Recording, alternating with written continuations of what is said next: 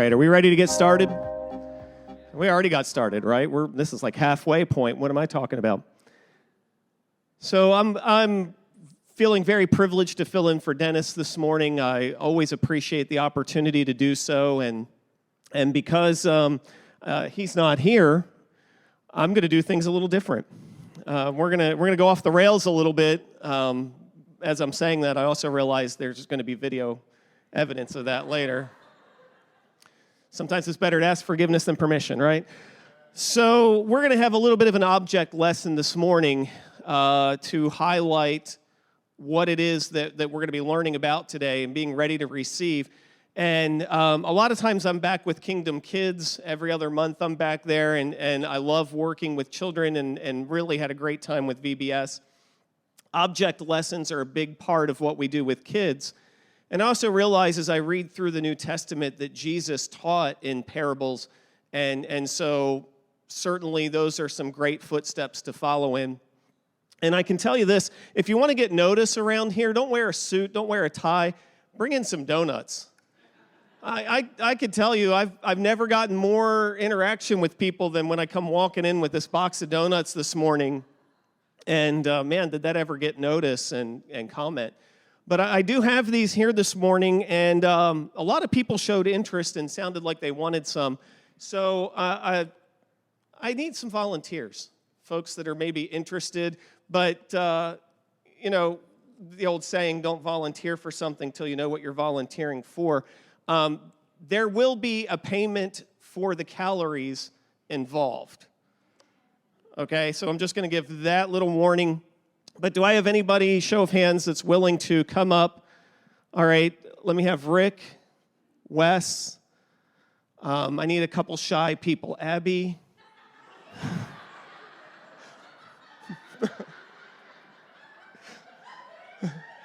Kelly, come on up. Jim, all right. Guys, if you can come up right here, everybody give them a hand for volunteering.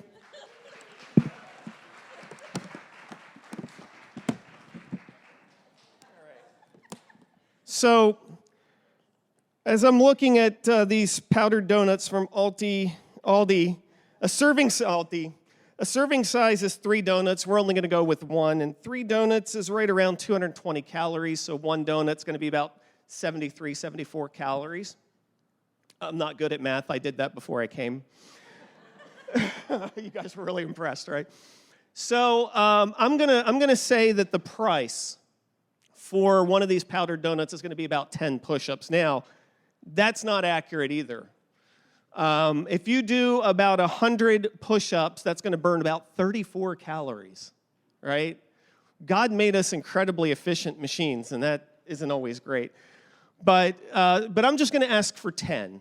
I'm going to ask for 10 push-ups for a donut. Now, Rick, I want to start with you. They like that. They like that idea. Do you work out? Yes. What do you do for your workouts? Full body workouts. I actually did about 50 push-ups this morning. You already did about 50 push-ups this morning. So about 50 push-ups is the limit for you for your workout. That's pretty challenging. It is, yeah. So you're saying about 50 push-ups is challenging. Okay. Rick, do you mind stepping up here for me? And I have a question. I'm gonna give you one of these donuts. Right, understanding that 10 push-ups need to be done for that donut, right? You understand? Yeah. Okay. Parker, could I have you come up here, please? Give Parker a hand. Parker is one of our awesome students in Kingdom Kids. She always does an amazing job, and she was willing to volunteer for me this morning, which is a huge deal, and obviously you could tell she is very thrilled about that. So, Rick, I'm going to give you this powdered donut. And Parker, I'm going to ask you to please do the 10 push-ups for Rick's powdered donut. Now, there are boy push-ups. Oh, you do boy push-ups. Look at this. 1, 2, 3, 4, 5, 6, 7, 8, 9, 10. All right. All right, Rick, thank you. You can have a seat. Okay, great. All right. Hi, Wes. How are you? Good. Can you step up here for me? Wes, you understand that to have one of these powdered donuts, it's going to involve 10 push-ups being paid, correct? Correct. Okay, would you like a powdered donut? Sure. All right. Here you go. Parker, can you please do the 10 push-ups? I just need 10 push-ups for Mr. Wes's donut here, please. 11, 12, 13, 15, 16, 17, 18, 19, 20. All right. Thank you, Wes. You can have a seat. Abby, come on up here for me, please. Abby, you probably heard me explain to the other two guys that for each donut, it's 10 push-ups. So I'm going to ask you, would you like a donut? Okay, Parker, could you step up here, please? Parker, can you do 10 push-ups for this donut for Abby, please? The same reason your parents give, because I said so. No. 4, 25, 26, keep it up, 27, 28, 29, last one, 30, all right. There you go. Kelly, can you step up here for me? Now, Kelly, I don't know if you heard Rick say earlier that this guy that does these full body workouts, you know, the guy in the orange shirt with the tattoos, that guy, he said that about 50 push-ups is a pretty solid workout for him. Did you catch that earlier? I caught that. Okay. And I'm going to offer you a donut, which is going to involve 10 more push-ups. Okay. Would you like this donut? I would like a donut. Parker. Come on up here, please. Can you do 10 more? Come on. Come on, Parker. Okay. 35, 36.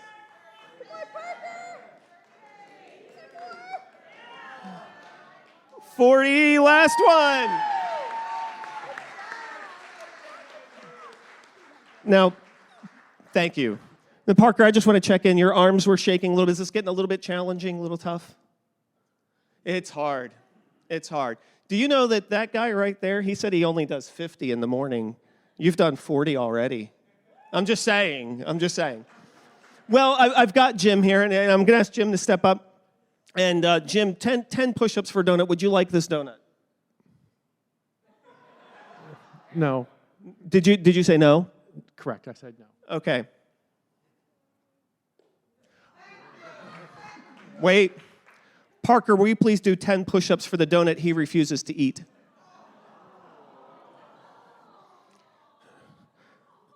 $41, $42, $43, $44, $45, $46, $47, $48, $49, $50.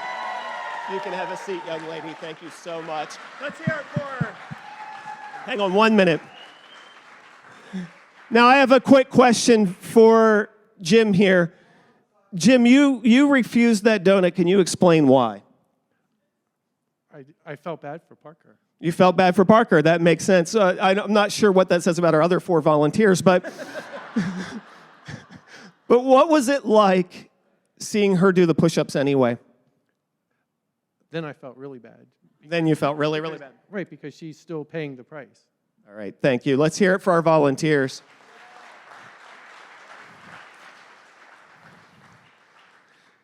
See, this is the point this morning because whether you accept the gift or not, Jesus still had to pay the price.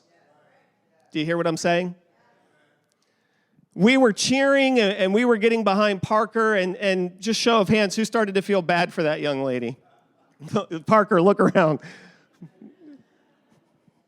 Later, they're going to realize I'm the one who really made you do it, and I'm going to be in trouble. Okay.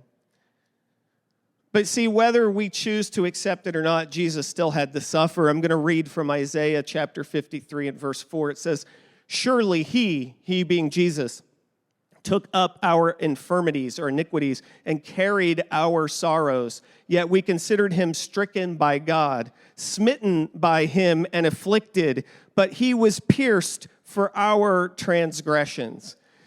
See, we read that and we get this idea that Jesus going to the cross is for those who accept it. But you've got to understand that Jesus going to the cross, he was paying the price for all sin. All sin. And so, very similarly to what we saw here, we can have people that at least enjoy that donut, maybe even share it with others.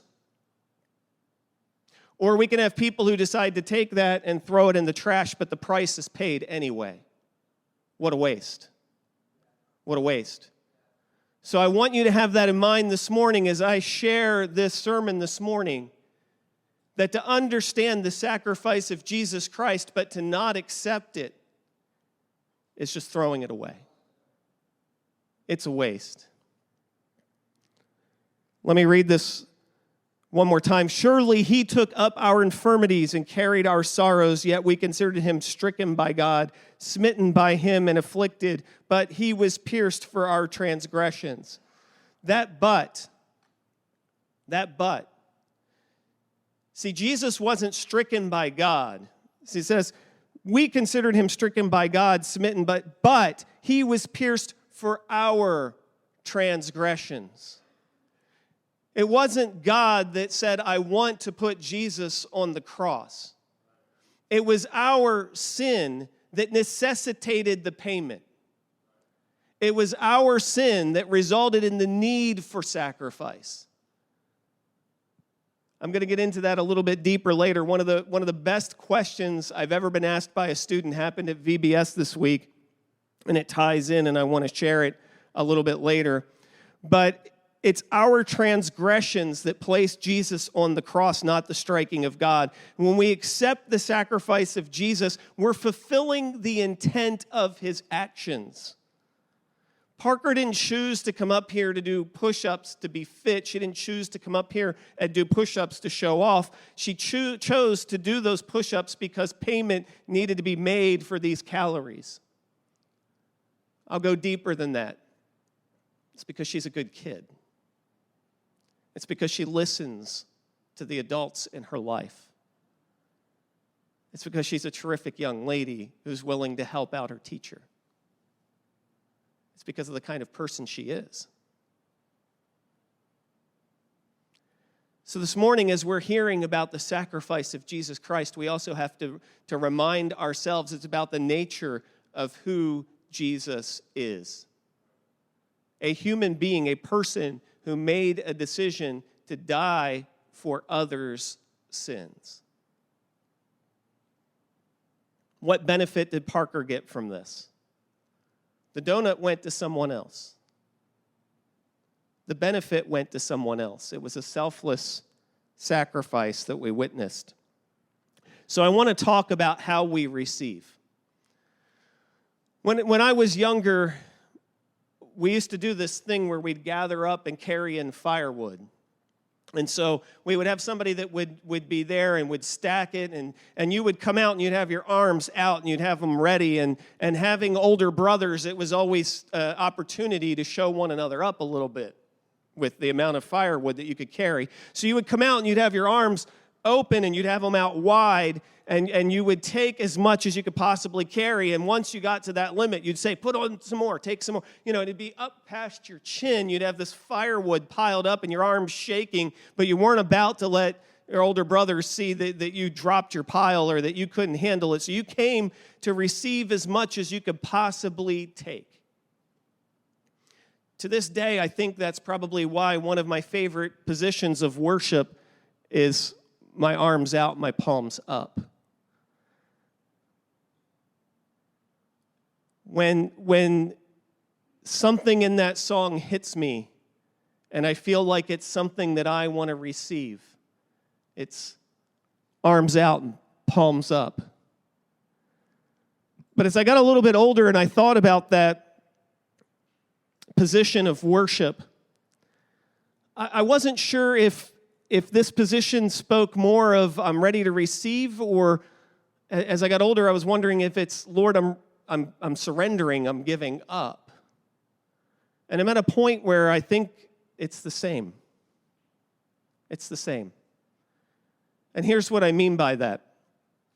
If I show up ready to receive that armload of wood, and I'm already carrying something, and I've already got my arms full, there's no room. There's no room to receive. So I think the act of surrendering and the act of receiving go together. I've got to come in here. If I'm ready to receive, I've also got to be ready to surrender. I've got to be ready to give up so that I have room to receive. What are we carrying in here? What did we bring in that doesn't allow room for us to receive what God has to give? And how do we let it go?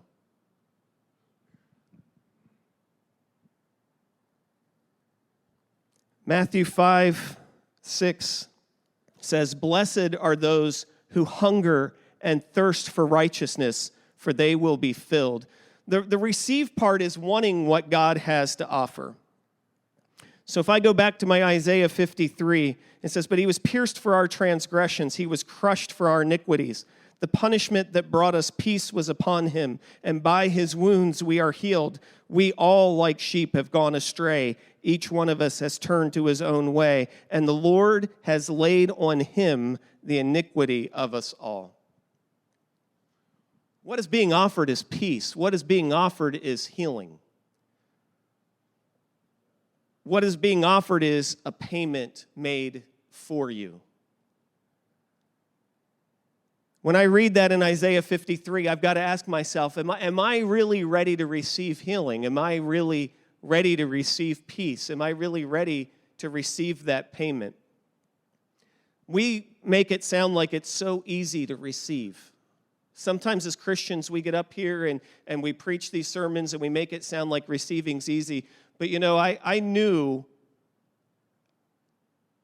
the hearts of the people behind me, and I knew that they were questioning in their minds whether they wanted to really receive that payment or not. Who was having second thoughts out of my volunteers? Show of hands. Who was questioning whether they wanted? We know Jim was. It sounds easy to say, just come and receive, but you know, it's not always that simple. And when I go back to that Matthew passage and it says, "Blessed are those who hunger and thirst for righteousness," well, who is it that's hungry? It's somebody who's starving. Who is it that's thirsty? It's somebody who's in drought. And who is it that's hungry for righteousness? It's a sinner. So let me be very, very, very clear about something. I stand in front of you this morning a sinner. You can gawk and look all you want. It's the truth. I stand in front of you a sinner. I can't come before God and ask to receive for healing if I don't admit that I have an injury. I can't stand before God and ask for righteousness if I think I'm already righteous. I can't stand before God and say, "Give me peace," if I feel like my life is already at peace. It's fine. It's fine. That's a phrase that has a really funny history in my family. It's fine.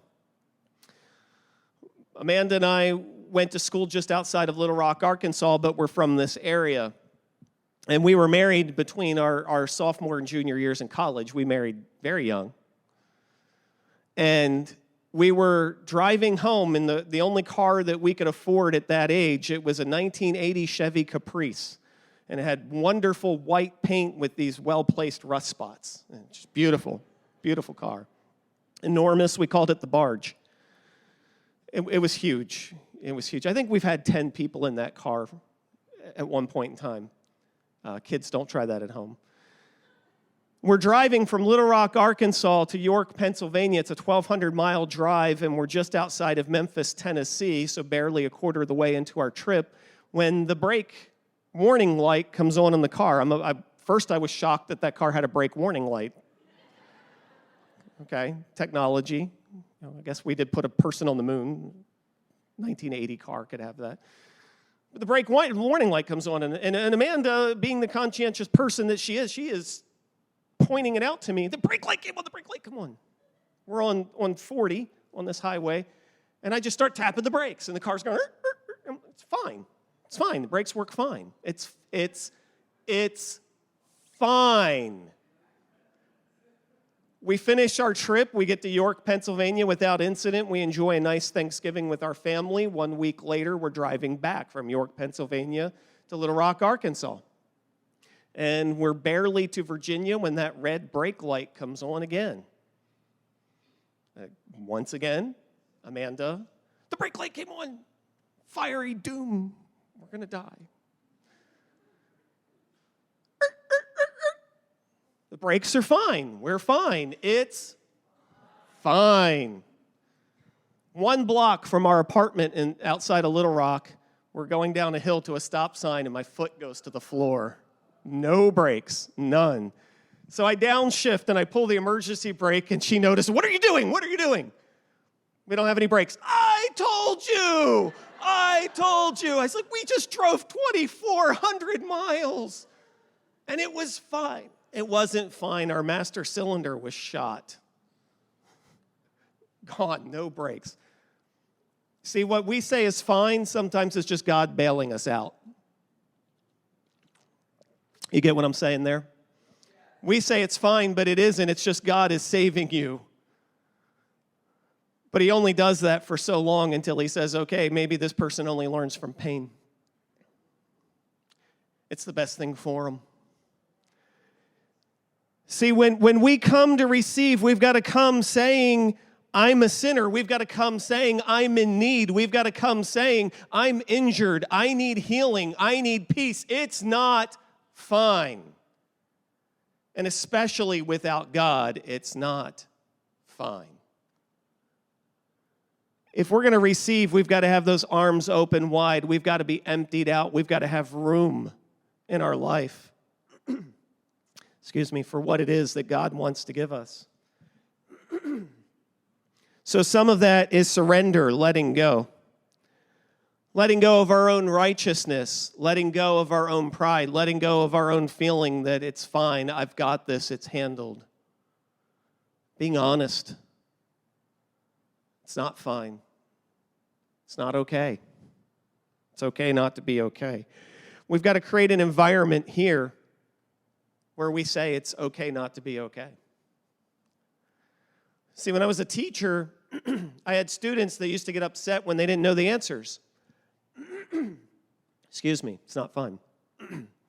I used to have students, they would get really embarrassed and ashamed and upset when they didn't know the answer. So when I called on them, and they wouldn't put their hand up, but I would call on them, and their heads would go down and their eyes would go down, and they would show that shame, and they would say, Mr. Coble, I don't know. And I would jump up and I'd go, yes, I still have a job. Because my students had to understand, if you know all the answers, what in the heck am I doing here? Let's just advance you to the next grade, call it a day. Summer starts in September, all right. My students had to feel confident that it was okay not to know, that they were still accepted, that there was still a place for them, that no one was going to shame them or shun them for coming into the classroom and saying, I don't know. I don't know. To this day, I tell people it's my very favorite answer to a question. When I ask a question and somebody says, I don't know, yes. But I've got to accept that too. I've got to be willing to say, I don't know sometimes myself. The more that we acknowledge our shortcomings, the more that we acknowledge our sinful nature, the more that we're willing to receive what God has, the more room we have to receive it. We're not filled up with all that shame. We're not filled up with all that guilt. We're not filled up with all that I've got it, it's fine stuff that we can receive from God, who I guarantee is fine, does have it. That's called faith. God, I trust that you have this well beyond my ability to have it. I trust that your way is better than my way. Let's get over one of the big hiccups and hang-ups, and that is deserving. Deserving. I'm not deserving. In Isaiah 53, verse 6, it says, "We all like sheep have gone astray. Each of us has turned to his own way, and the Lord has laid on him," Jesus, "the iniquity of us all." Romans 3:21 puts it a little bit differently. Romans 3:21 says, "But now, apart from the law, the righteousness of God has been made known, to which the law and the prophets testify. This righteousness is given through faith in Jesus Christ to all who believe. For all have sinned and fall short of the glory of God, and all are justified freely by his grace through the redemption that came by Christ Jesus. God presented Christ as a sacrifice of atonement through the shedding of his blood to be received by faith." The iniquity of us all. See, we've got to get over this deserving thing. And let's just set it aside by saying this. Not a single person, me included, coming through that door this morning deserved what God has to offer. It's not about deserving, and it's not about earning. If I earn it or I deserve it, it's pay. It's not a gift, it's payment. Now, if I had rerun my little object lesson up here and I had Rick come up and I said, "Rick, do you want a donut?" "Yes, I want a donut. I did 50 push-ups this morning." "And do you want a donut?" "Yes, here's your donut." And Rick did the 10 push-ups. That's not a gift. But that's not what we witnessed this morning. What we witnessed this morning is that he came up here, he received a donut, Parker made the payment, Parker gave him the gift. Sometimes we really have a hard time receiving gifts. It's the deserving thing. One of the activities that I enjoyed when I worked with youth is we would do this random acts of kindness scavenger hunt that was always a blast. And I would give teams of teens a list of random acts of kindness: pay for someone's coffee, clean off a table for someone at a fast food restaurant, give 5 little kids a sticker, help somebody put their groceries in, pump someone's gas for them. They'd have to check them off, and they had like 2 hours to finish it, and then they'd come back and share, and it was a lot of fun. That activity got harder and harder to do every year that I did it. See, I'd have this group of teenagers, they'd show up at the grocery store, and they'd go to a lady in the parking lot, and they'd say, "Miss, can we help you load your groceries?" And they'd say, no, thank you." And they'd have to say, "No, we're not expecting any payment. We don't want anything out of it. There's no catch." Skepticism. "No, I'm good. I'll get my own groceries." You can imagine how hard it got to go up to little kids and go, "Do you want a sticker?" Yeah, we had to scratch that one off the list. But it's become so hard for people to receive service. It's become so hard for people to receive a free gift. When we moved into the neighborhood that we live in, and the first winter came and there was a pretty serious snow, I got up early and shoveled the driveway, and I was done, and my neighbor came out and started shoveling, and I walked over with my shovel and started helping out. And he came to me and he goes, "No, thanks." I said, "No, I'm not looking for anything. I just want to help out." He's like, "I've got it," because he's fine. He's fine. 2 feet of snow, you're fine. I sat on my front porch and drank hot chocolate and watched the dude. I'm like, talk about throwing a gift away. Talk about throwing a gift away. It's not easy to just receive. It's really become hard to do. But I'm telling you this morning that if you come in here with this belief of, I've got to deserve this. I've got to earn this. I've got to check the boxes and keep the rules. You're just reliving the Old Testament, which didn't turn out so well.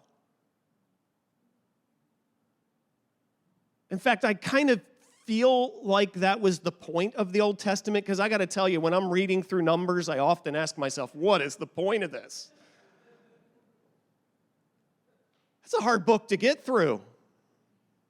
And he put it in so early. It's like, I've got to finish this thing? Anyway.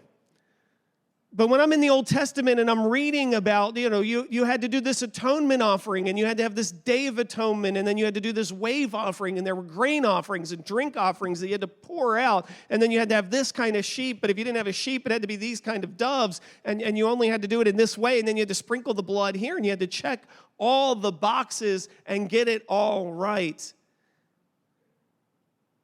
This entire Old Testament has one point, and to say, people, get it. You can't do this. The nation of Israel had this roller coaster ride of they would be really great, and they would check the boxes, and they would keep the law to the best of their ability, and then all of a sudden they just couldn't do it anymore, and somebody would mess up, and down we go. And then there would come along this king who reminded Israel, we've got to get back on track. And in the middle of that, when they were refusing to listen to God, he's sending in foreign invaders, and there's pain and there's suffering, and that doesn't teach them. And nothing gets through to these people because you can't do it alone. Sinful people cannot create righteousness. Righteousness comes from God. And when we get into this mindset of I've got it, I'll create my own righteousness, I'll be a good person, we're heading into pride territory.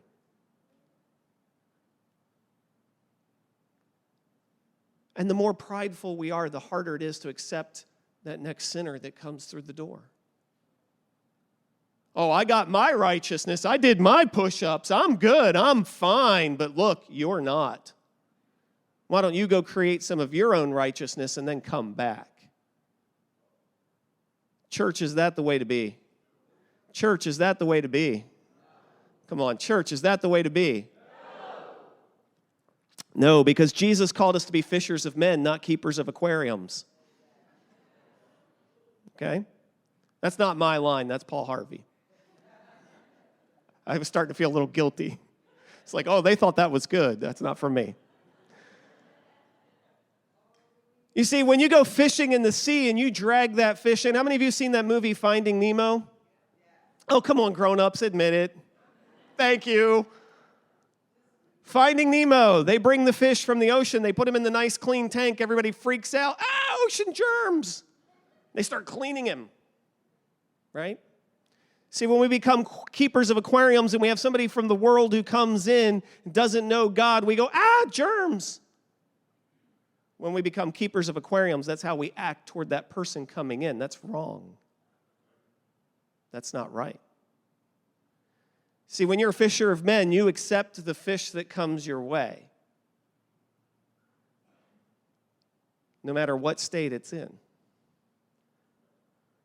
And guess what, little fish in the tank? You too, at one point in time, were that way as well. And you didn't make yourself clean. The blood of Jesus Christ that you submitted to is what made you clean. So we've got to get rid of this idea of deserving. It does no good. We have all sinned and fallen short of the glory of God. That puts us on equal footing, so it's not about deserving. It's about being ready to receive. He came and took the iniquity of us all to be received by faith. Understanding that I can't tell you 100% how this works in your life. I can't tell you 100% how God's going to bring you peace. I can't tell you 100% how healing is going to come about in your life. I can only tell you how it came about in mine. That's all I have. I have my testimony. I have how Jesus Christ healed me. I have my before and after picture. foul-mouthed, disrespectful kid to a Christ follower hungry and thirsty for righteousness because I didn't have it. I didn't have it. And the only reason I have it now is because I was willing to accept the gift offered to me. It's not of my own doing. Don't ever let me convince you it's of my own doing. So I want to come back around to my favorite VBS question. We're over here in the Isaiah classroom. Roar was our theme for VBS, and we were going through the story of the 10 plagues, and then suddenly the story switches. Instead of God saving the Israelites from slavery in Egypt, we're talking about God saving us from slavery to sin. Really cool transition. Love it.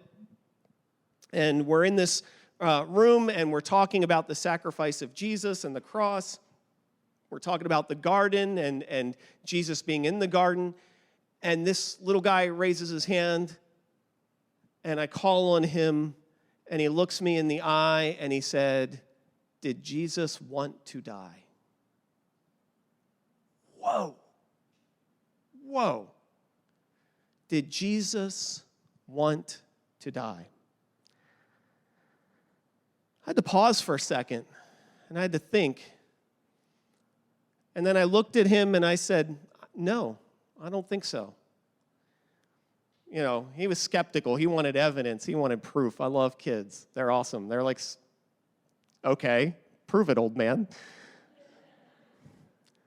And I said, "Well, let's look at our story in the garden. What was Jesus doing? He was praying, Lord, if there's any other way to accomplish this, if there's any other way to make this payment, can we try to find that other way?"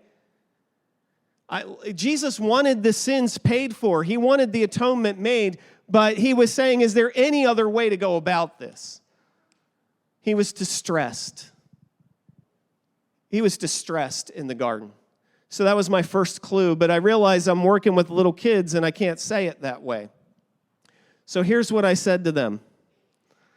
I said, how many of you guys have ever had to do a chore for mom and dad that you really didn't want to do, but you did it anyway because you love them? How many of you have ever had to do a chore for mom and dad that you really didn't want to do, but you did it anyway because you loved them? See, I don't believe Jesus wanted to experience suffering. I can't believe that he desired to suffer. But I do believe that just like that kid, that if you ask them, can you go scrub the bathroom sink for me? They're not happy about it, but they'll go do it. I could tell you, Parker was nervous about doing this morning, but she did it. See, when Jesus decided to go through with making that sacrifice, he did it anyway because he loves you. He did it anyway because he loves you. And by his stripes, we are healed. You can lay your iniquities on him because he will take them because he loves you. Let's stand up together.